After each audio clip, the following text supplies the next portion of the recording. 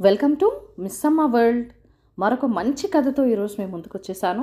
ఇప్పుడు మీరు వినబోతున్న కథ సగం దీవెన సగం శాపం.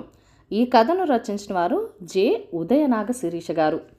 విదేహ దేశంలో కోదండపురం అనే గ్రామంలో కోదండ శెట్టి అనే వర్తకుడు ఉండేవాడు. ఆయన న్యాయ పద్ధతిలో వ్యాపారం చేస్తూ అందరి చేత గౌరవించబడుతూ లోటు లేకుండా జీవిస్తున్నాడు. ఆయనకు అరుణ అనే చక్కని చుక్కలాంటి కూతురున్నది. కోదండ శెట్టికి మగ సంతానం లేకపోవటం చేత అరుణను తన చెల్లెలు కొడుకైన వినయశీలుడికిచ్చి పెళ్లి చేసి ఇల్లరికం ఉంచుకోవాలని నిర్ణయించుకున్నాడు. తన మనసులోని ఆలోచనను బయటపెడుతూ రాజధానిలోని వర్తకం చేసుకుంటున్న బామ్మర్దికి అంతరింగుకుల ద్వారా వర్తమానం పంపాడు. ఇది చూసి కోదండ శెట్టి చెల్లెలు పరమానందపడింది.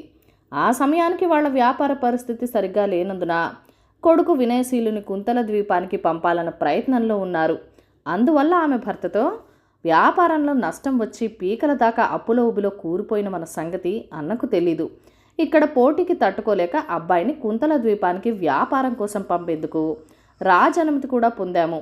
అబ్బాయిని అక్కడికి పంపి అనుక్షణం బెంగపడి కన్నా అన్నగారింటికి ఇల్లరికం పంపడమే మంచిది కదా. అదే నాకు తోస్తున్నది. అన్న ఇచ్చే కట్నంతో మన అప్పులు తీర్చుకొని హాయిగా ఉండవచ్చు. దైవం అనుకూలించి మేలు చేస్తే మళ్ళీ వ్యాపారంలో మనకి మంచి రోజులు రాకపోవు అన్నది. అక్కడ ఉన్న వినయశీలి తల్లితో, అమ్మా, నీ పుట్టింటి అభిమానం నేను ఇలా మాట్లాడించింది. మామయ్య కూతుర్ని నేను చేసుకోనని అనడం లేదు. వ్యాపారంలో లాభ నష్టాలు సహజం. కుంతల ద్వీవిలో సంపన్నులు ఎక్కువ. మన సరుకులు అక్కడ రెట్టింపు ధర పలుకుతుంది. అంతేకాదు, అక్కడ బంగారం చాలా చౌక. వ్యాపారంలో డబ్బు కూడబెట్టి 2 సంవత్సరాల్లో తిరిగి వస్తాను. నిన్ననే కుంతల ద్వీపి మహారాజు వద్ద నుంచి కూడా వాళ్ళ దేశం నుంచి నివాసం ఉండటానికి ఆర్థిక పత్రం వచ్చింది. మన వ్యాపారం నష్టాల్లో ఉన్న సంగతి అయిన వాళ్లకు తెలియనీయటం నాకు ఇష్టం లేదు.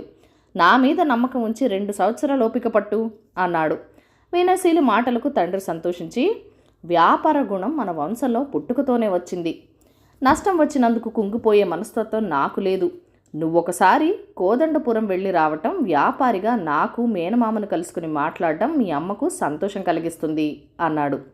తండ్రి మాట కాదనలేక వినయశీలి కోదండపురం వెళ్ళాడు. మేనల్లుని చూసి చాలా సంతోషించిన కోదండ శెట్టి, అతని కుంతల ద్వీపి ప్రయాణం విని అంతా నీ ఇష్టం, అయినా సముద్ర ప్రయాణం చేసి ఆ దీవిలో నువ్వు వ్యాపారం ప్రారంభించటం నాకు కొంత ఆందోళన కలిగిస్తున్నది. కానీ నీలోని పట్టుదల చూశాక ఒక వ్యాపారిగా నిన్ను ఆపటం న్యాయం కాదనిపిస్తుంది. నీ వ్యాపార దక్షత 10 మందికి తెలియడం అవసరం. నువ్వక్కడ సంపాదించినా సంపాదించకపోయినా 2 సంవత్సరాల్లో తిరిగి వస్తే నా కూతుర్నిచ్చి పెళ్లి చేస్తాను. అంగీకరించు. నీకోసం ఎదురు చూస్తూ ఉంటారు అన్నాడు. అయితే అరుణను చూశాక ఆమె అందచందాలకు పరవశుడైపోయిన వినయశీలి ఆమెతో, నిన్ను చూశాక బంధువుల్ని వదిలి కుంతల దీవి వెళ్లాలనిపించడం లేదు. నిన్ను పెళ్లి చేసుకుని ఇక్కడే ఉండిపోనా అని అడిగాడు.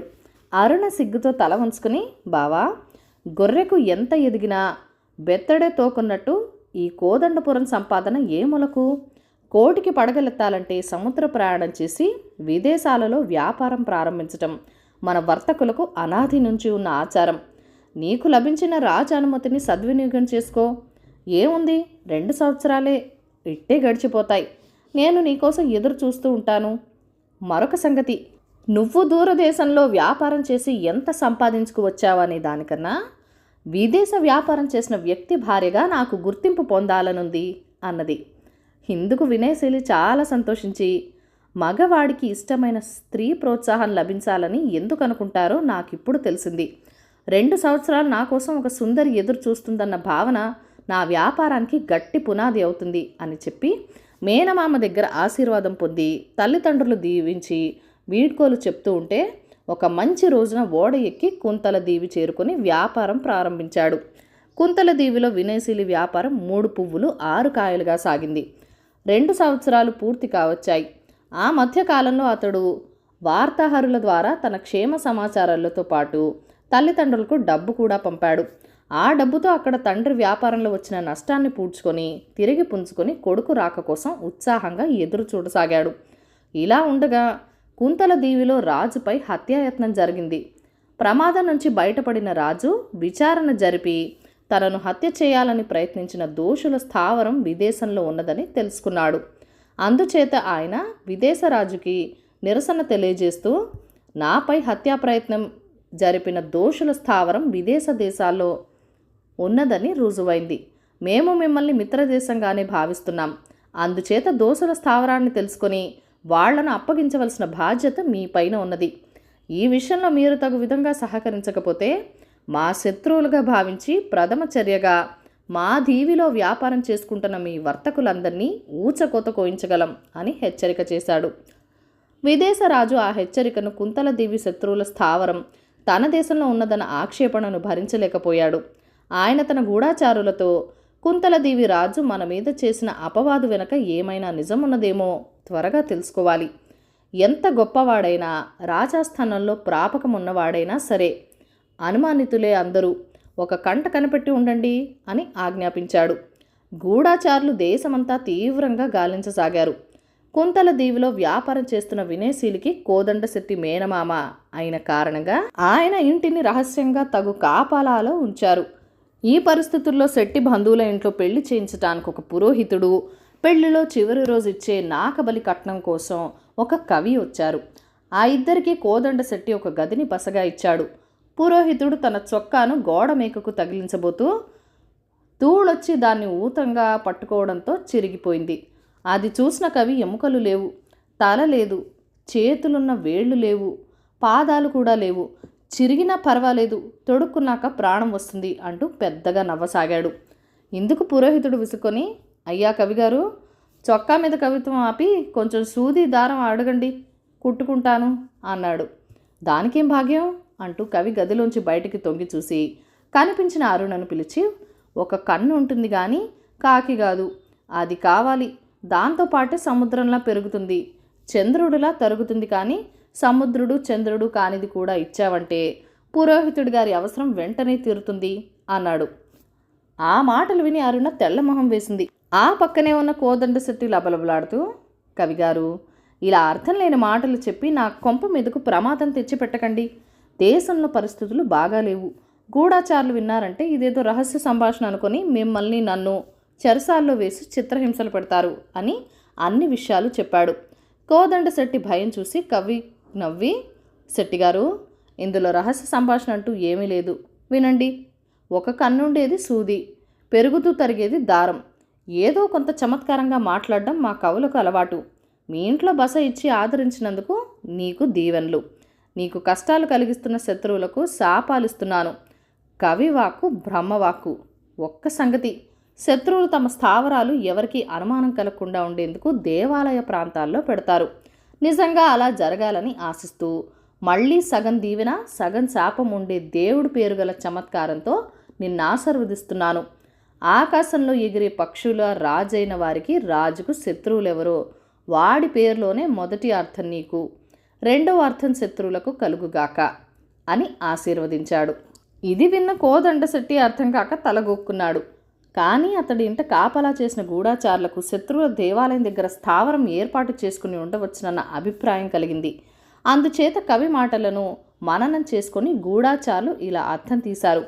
పక్షులకు రాజు గరుక్మంతుడు, గరుక్మంతుడి రాజు విష్ణుమూర్తికి శత్రువు హిరణ్యకశిపుడు. ఆయన్ని హిరణ్యకశిపు అని కూడా అంటారు. హిరణ్యం అనగా బంగారం శెట్టికి, కశిపు అనగా దీర్ఘ నిద్ర కలిగించు తల్పము, అంటే చావు శత్రువులకు కలుగుగాక. కోదండపురం గ్రామస్థ స్థల పురాణం విశేషం ఏంటంటే, అక్కడ అతి ప్రాచీన కాలంలో గరుక్మంతుడి చేత ప్రతిష్ఠించబడినదనే చెప్పబడే నరసింహస్వామి దేవాలయం ఒకటి ఉన్నది. హిరణ్యకశిపుణ్ణి నరసింహస్వామి అవతారంతోనే విష్ణువు చంపాడు కదా. కవి చమత్కారపు మాటల్లో అర్థాన్ని తమ అదృష్టానికి పరీక్షగా పెట్టుకొని గూఢాచారులు ఆ దేవాలయ ప్రాంతాల్లో గాలించేసరికి కుంతలదీవి రాజద్రోహుల స్థావరం బయటపడింది. రాజు వాళ్లను బంధించి కుంతలదీవి రాజుకి అప్పగించాడు. వినశీలి మరికొందరు విదేశపు వర్తకులు క్షేమంగా తిరిగి వచ్చారు.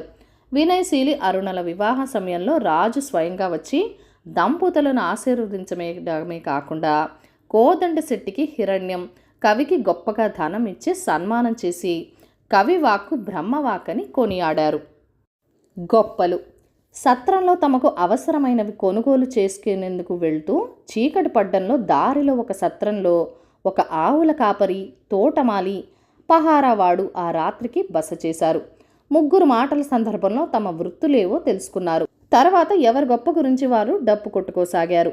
నేను ఆంబోతులా రంక వేశానంటే చుట్టుపక్కల కోసు దూరంలో గడ్డి మేస్తున్న పశువులు ఎక్కడివక్కడే చెల్లా చెదురుగా పారిపోవలసిందే అన్నాడు మొదటివాడు. అది సరే, నేను వేట కుక్కలా భవ్వుమని అరిచానంటే తోటలో జొరబడ్డ దొంగ భయంతో చెట్టెక్కవలసిందే. ఒకవేళ ఏపులో దారి తప్పటొస్తే తోక ముడిచి 4 కాళ్ల సవారీ మీద అడవికేసి పరుగులెత్తాల్సిందే అన్నాడు రెండువాడు. హోస్, ఇంతేనా? నేను కోడిలా అర్ధరాత్రి వేళ కొక్కరొక్కో అని కూశానంటే తూర్పున సూర్యుడు అప్పటికప్పుడే ఉదయించాల్సిందే అన్నాడు మూడోవాడు. సత్రం అరుగు మీద ఒక మూలగా పడుకుని ఉన్న వేటగాడొకడు వాళ్ల గొప్పలు విని ఒక ఆట పట్టిద్దామని పులిలా పెద్దగా గాంటించాడు. అంతే, నిజంగా పులి సత్రంలో చేరిందేమోనని ముగ్గురు వెంట తెచ్చుకున్న వస్తువులు అక్కడికక్కడే వదిలి ఒక్కో దిక్కుకు పెరిగెత్తారు. ఈ కథను రచించిన వారు రామవరపు గణేశ్వరరావు గారు. కథ కంచికి మనం ఇంటికి. ఈ కథను లైక్ చేయండి, షేర్ చేయండి. మన ఛానల్ని ఫస్ట్ టైం చూస్తున్నట్లయితే కనుక ప్లీజ్ సబ్స్క్రైబ్ చేసుకొని మీ సపోర్ట్ ఇవ్వండి. మీ అమూల్యమైన ఫీడ్బ్యాక్ అండ్ సజెషన్స్ నాతో కామెంట్ సెక్షన్లో కూడా షేర్ చేసేయండి.